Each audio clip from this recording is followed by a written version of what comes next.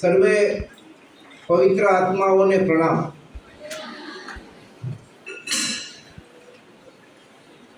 આજના આ કાર્યક્રમમાં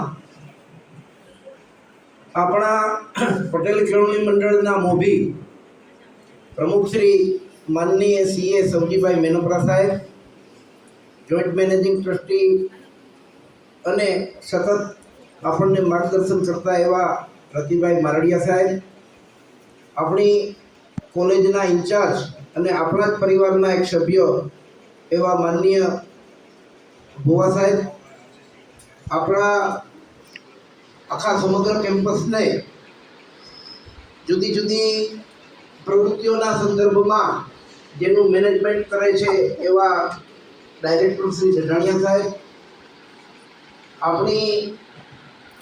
આપણા આમંત્રણને માન આપીને પધારેલા દેવભાઈ સાગરિયા સાહેબ, બંને રાજપરા સાહેબ,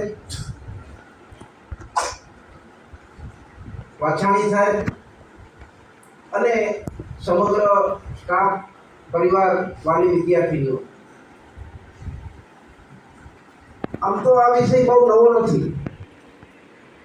છેલ્લા દશકામાં યત્ર તત્ર સર્વત્ર મેન્ટલ હેલ્થ અંગે લોકો અવેર થવા લાગે અને એવું એટલા માટે શક્ય બન્યું કે આત્મહત્યાનું પ્રમાણ બહુ ગંભીર રીતે ઝડપભેર આગળ વધી રહ્યું છે। આગળના વક્તાશ્રીએ કીધું કે યુદ્ધમાં અકસ્માતો અને બીમારીઓને લઈને મૃત્યુ પામે છે, એના કરતાં પણ વધુ આત્મહત્યાથી લોકો મૃત્યુ પામે છે। ઘણા સમયથી આ વિષય ઉપર સંવાદ યોજવાની મારી માનસિકતા હતી। સરકાર અને સિસ્ટમ તો ઘણા બધા સમયથી મેન્ટલ હેલ્થના સંદર્ભમાં જુદી જુદી તાલીમો ને બધું કરે છે, પણ આપણે પણ આપણી વિદ્યાર્થીનીઓ, આપણી દીકરીઓને મેન્ટલ હેલ્થ અંગે અવેર કરવી અને જેથી કરીને ભવિષ્યમાં પણ આ સુસાઇડ રૂપી રાક્ષસ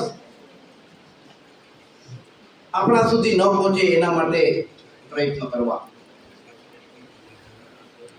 સાયકિયાટ્રી ડોક્ટરો છે એ જુદા જુદા માનસિક રોગની સારવાર કરે છે, દવાઓ આપે, જુદી જુદી થેરાપીથી સારવાર કરે, પણ એના કરતાં પણ વધારે મહત્વની ભૂમિકા એ સાયકોલોજિસ્ટની છે, મનોવૈજ્ઞાનિકની છે। હું મનોવિજ્ઞાનનો વિદ્યાર્થી અને શિક્ષક હોવાને નાતે આ વિષયને મારી રીતે સમજવાનો પ્રયાસ કરું છું।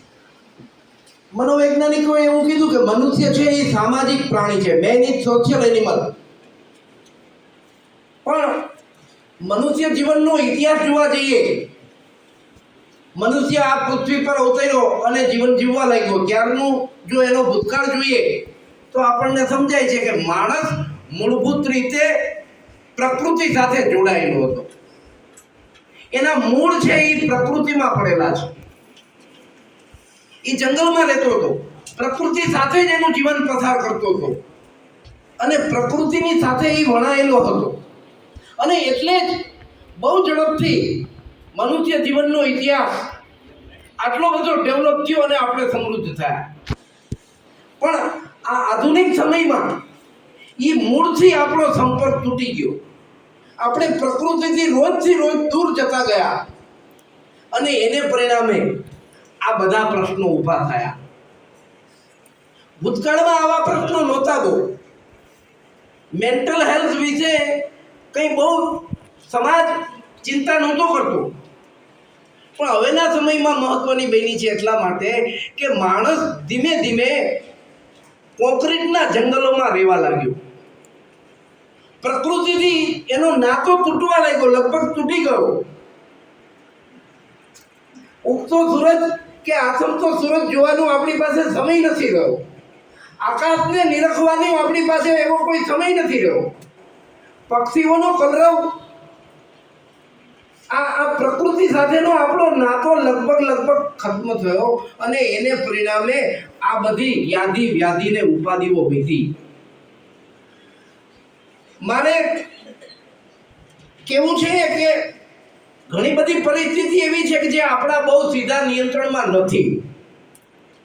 આપણે જાણીએ છીએ કે વિનાશની વચ્ચે વિશ્વાસની જ્યોત જગાવવાનો આપણે સભાનતાપૂર્વક પ્રયત્ન કરવો પડશે. ચારે બાજુ વિનાશની સ્થિતિ છે, પણ એમાં પણ વિશ્વાસની જ્યોત જગાવવા માટે આપણે વ્યક્તિગત રીતે પ્રયત્ન કરવો પડશે.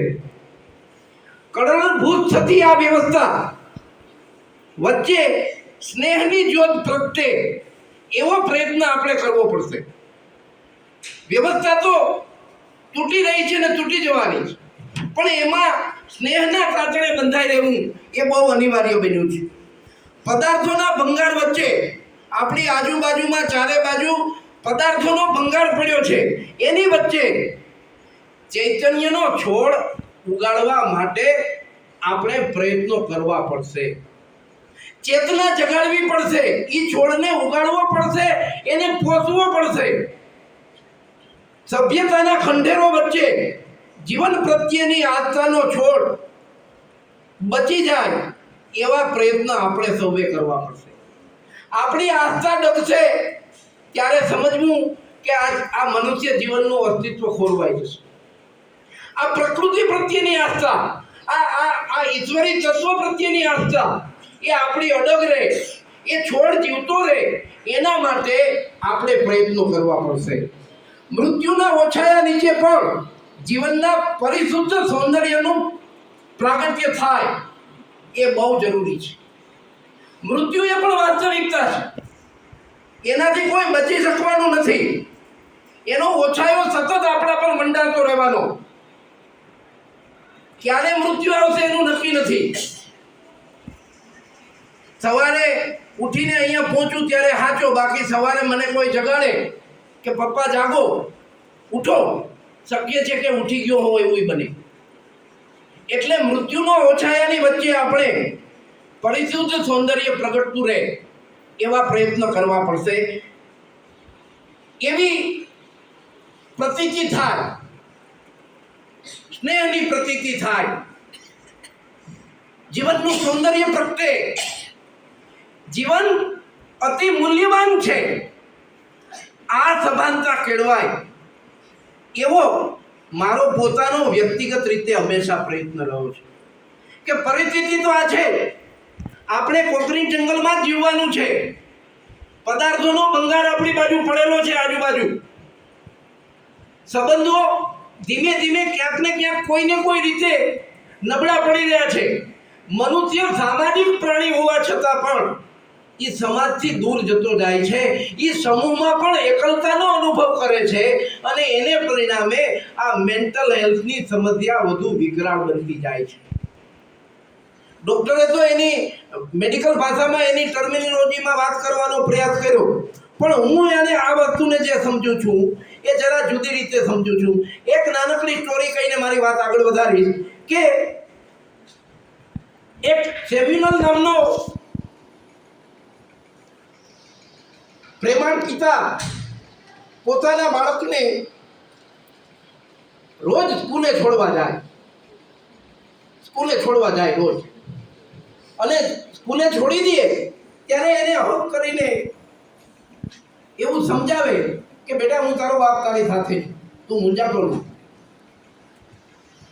પરિસ્થિતિઓ ગમે તેટલી વિકટ આવે, હું તારી સાથે છું, તું મૂંઝાતો નથી. આ એક વિશ્વાસ, આ એક સ્નેહનો તંતુ, આ જીવનનું સૌંદર્ય એ રોજ પ્રગટાવે. એક દિવસ એવું બન્યું કે શાળાએ છોડ્યા પછી અડધા કલાકમાં ભયંકર ભૂકંપ આવ્યો. શાળા ખંડેરમાં ફેરવાઈ ગઈ. સમાચાર પહોંચ્યા આ સેમ્યુઅલ સુધી. એ દોડતો આવ્યો, કાટમાળ ખસેડવા લાગ્યો. તંત્રએ, પોલીસે એને રોકવાનો પ્રયત્ન કર્યો. ભાઈ આ ખંડેર છે, આમાં તું શું શોધે છે? કોઈને જવાબ નથી આવતો, સોઈ જાય છે. લોકો કહે છે કે આનો છટકી ગયો, આ ગાળો થઈ ગયો, આ માણસ સેમ્યુઅલ ગાળો થઈ ગયો. તંત્રએ બહુ પ્રયાસ કર્યા પણ રોકાણ હતું. 10 કલાક, 20 કલાક, 30 કલાક કન્ટિન્યુ પોતાની રીતે કાટમાળ ખસેડતો જાય છે. 30-35 કલાકને અંતે અવાજ આવે છે, પપ્પા. વધુ જોમ આવે છે, વધુ કાટમાળ ખસેડે છે અને અંતે એના બાળકનો હાથ એને દેખાય છે. બાળકે કહ્યું કે પપ્પા, મને ખાતરી હતી તમે આવશો, પણ મારી આજુબાજુમાં મારા ઘણા બધા મિત્રો પણ દબાયેલા છે, પેલા એને કાઢો.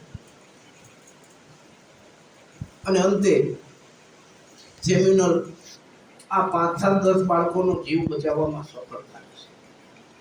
આ છે ખરું જીવનનું સૌંદર્ય છે. આ છે જીવનના સ્નેહનો તંતુ. આ છે વિશ્વાસ, આ છે શ્રદ્ધા. અને એનાથી જ આ મનુષ્ય જીવન ટક્યું છે. જો એનાથી દૂર જશો તો તમારું સ્વાસ્થ્ય ખોરવાઈ જશે. મૃત્યુનો ઓછાયાથી ડરવાનું નથી, પણ એની વચ્ચે પણ તમારે જીવનનું સૌંદર્ય બરાબર માણવાનું છે, સમજવાનું છે કે આ જીવન કેટલું મૂલ્યવાન છે, કેટલું બધું મૂલ્યવાન છે. એક રોડ ઉપર કોઈ યુવાનનો અકસ્માત થાય 2 સવારી 3 સવારીમાં, અને ઘટના સ્થળે જ્યારે એનું મૃત્યુ થાય, આ ઘટના જોઈએ સાંભળીએ ને ત્યારે એક પ્રકારનો ખળભળાટ થાય કે 30 વર્ષ 32 વર્ષ 22 વર્ષ 25 વર્ષ માતા પિતાએ ઉછેરીને પોતાના દીકરા દીકરીને મોટા કર્યા હોય, કેટલું બધું એમાં ઇમોશનલ ઇન્વેસ્ટમેન્ટ કર્યું હોય, બેફિકરાય બેદરકારીને પરિણામે આવી ઘટના ઘટતી હોય. એવી જ ઘટના એ સુસાઇડની છે. તો આવી બધી પરિસ્થિતિઓમાં આપણે આપણું સ્વાસ્થ્ય કઈ રીતે જાળવવું, કઈ રીતે એને કેળવવું, કઈ રીતે મેળવવું, એના માટે વિષય અઘરો નથી, સભાનતાપૂર્વક પ્રયત્ન કરવાનો સવાલ છે. દરેક વ્યક્તિએ વ્યક્તિગત રીતે પોતાની ક્ષમતાઓને ઓળખવાનો પ્રયાસ કરવો જોઈએ. સ્વસ્થ માણસ એ છે કે જે વ્યક્તિ પોતાની ક્ષમતાઓને ઓળખી શકે છે. આ સ્વસ્થ માણસના માપદંડ. બીજું માપદંડ એ છે કે રોજબરોજની પોતાની સમસ્યાઓને એ પહોંચી વળે. એ પણ સ્વચ્છતાની નિશાની છે. કોણ વ્યક્તિ એવી હોય કે જેનું જીવન સાવ સરળ સીધી લીટીમાં જાય? ડોક્ટર સાહેબે છેલ્લે નદીનું ચિત્ર બતાવ્યું કે મનુષ્ય જીવન નદીની જેમ વાંકા ચૂકું ચાલે છે. સમસ્યાઓ તો આવશે, પણ પોતાની સમસ્યાઓનો હલ કાઢવો એ માટે